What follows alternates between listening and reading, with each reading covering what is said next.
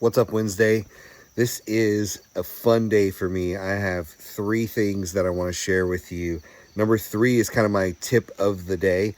Number one is I'm getting really close on this book that I'm writing. An average book is about 65, 70,000 words, somewhere in there. I'm around 57,000 words, so it's getting done. This is the first round, so typically, I don't know if you know how books work, but a lot of times we do a first round, we go all the way through, do all the writing, come back, see what chapters we want to add, remove, that sort of thing, reorganize things.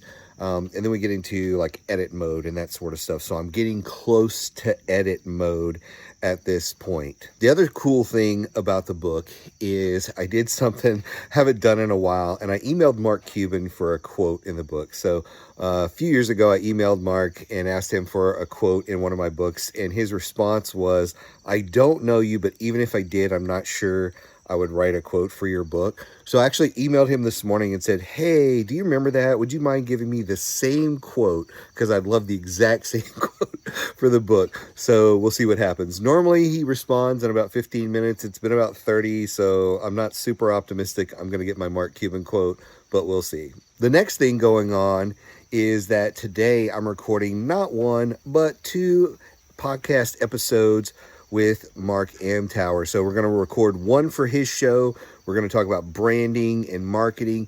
And then we're going to flip over to my show and we're going to record one about thought leadership. And so I'm really looking forward to that. It was great finally getting to see him in person after all these years of knowing Mark at the HubZone conference. So looking forward to recording podcast episodes with him today. The third thing that I want to talk to you about is actually a little bit of piece of advice, because I was on a webinar yesterday and somebody asked me this question that I thought was great. They wanted to know what my thoughts were on getting a loan for their business. And I'll tell you, the thoughts that I have is don't do it most of the time. Now, here's why. It's not that loans are bad. The thought is most people are bad at managing money. And most people, not all, some people do it really well. The loans have a place in your business. They can be a really great thing.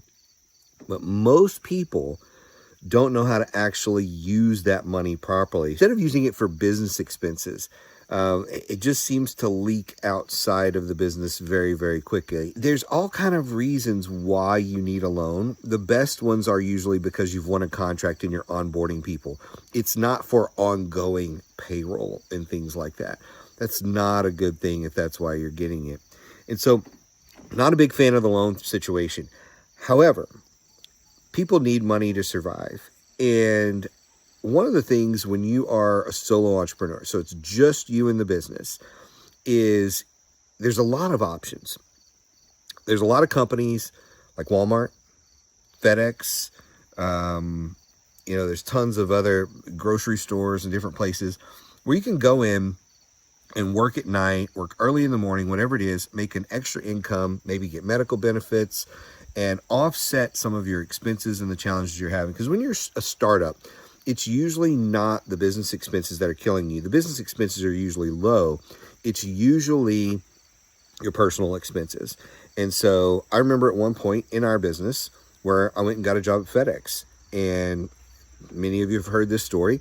I would get up 1, 2 o'clock in the morning. I'd go in. I'd load boxes on a truck for, 4, 5, 6 hours, 7 hours sometimes. And then I'd go home and I'd do government contracting work, it was whatever it took. And that gave me a decent income. And it also gave me medical insurance for my family at a very, very low rate. So I was, covered that way. So there's a lot of ways you can do this. And the cool thing is when you're just loading boxes or you're stacking shelves or whatever it may be, again, there's a lot of options. It's such a mindless job that what do you wind up doing? You wind up thinking about your marketing campaigns and other things. At least I did. I was working on my business while I was stacking boxes and doing things like that. I used that job to get out of debt. We were using that to pay off all of our debt so that by the time we were kind of flush in the business and it was growing really well, we didn't have any debt anymore. So it was a great reason to use that. And so I encourage other people, instead of going out and get a loan or something like that, go out and get a second job. When you're first starting this business, there's so many different ways you can do it. Now, if you go get a full-time regular job where you got really nice benefits and a huge paycheck, you emotionally get invested in that. It's not wrong. It just may slow down the business growth, because I tried that option too. And that was a slower route for growth for me. The right route for me and my family was a job like FedEx, where, again, it was pretty mindless, pretty simple to do the job. Got the paycheck, took it home, worked on my business. So anyway, that's a tip, and hope you have a great Wednesday.